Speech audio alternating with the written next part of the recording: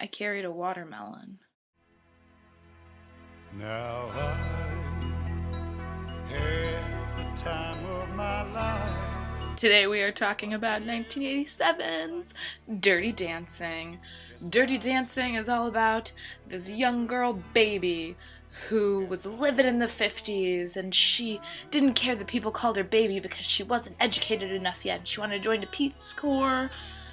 She starts dancing dirty with this hottie named Johnny because his partner gets an abortion, and love, sex, videotapes. It's a different movie. The whole thing is choreographed by none other than Kenny Ortega, a man who will be making several more appearances on this list as we move farther up it. I love Dirty Dancing because it's just gorgeous. I wish I could dance as well as any of them dance in this movie. That's just one of those movies that I watch and I just stare in awe at all of them, and I just think to myself, how do you become so good at something like coordination? They're all so gorgeous. Like, they're all beautiful. Most specifically, Jennifer Grey and Patrick Swayze and the dance partner girl whose name I can't remember. But they're all just so slender and good looking, and you just want to watch them dance with each other. It's just like sexy, and it's forbidden, and it's wonderful, and they just do it so well. It's a magical whirlwind of perfectly choreographed lifts and spins, and just her dresses when she dances, specifically the pink one. Above the main plot of Dirty Dancing, there is a lot going on behind everything.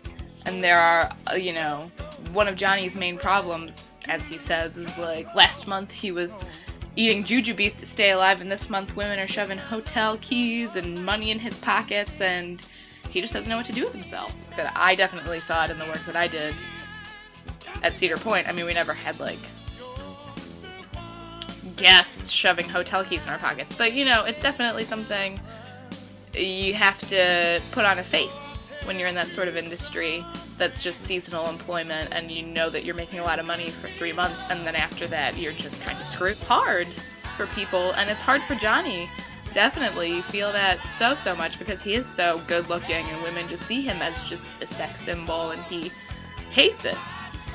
Just wonderful messages of just appreciating the working class and not taking for granted all you have if you are perhaps richer than people who work seasonally at resorts and theme parks and things. A wonderfully cast movie. Really feel the connection between her and Jerry Orbach, and it really seemed like they liked each other a lot. In contrast to her and Patrick Swayze, who did not, and yet they played this love story so well. And it's just, kudos to him for acting like he actually was infatuated with her, when really he wasn't. One of my main draws to this film, other than the dancing, was definitely Patrick Swayze, because I'm crazy for Swayze. He's just so attractive in this film. It was like his prime. Dancing is just something that it just flows through him, and it just makes him that much more gorgeous. He's just so natural as a dancer, and he just did it so well, and every move he made, it was just something. He was so talented, and that's what I love. I love reading things about him and about just his passions for such random things, especially dancing.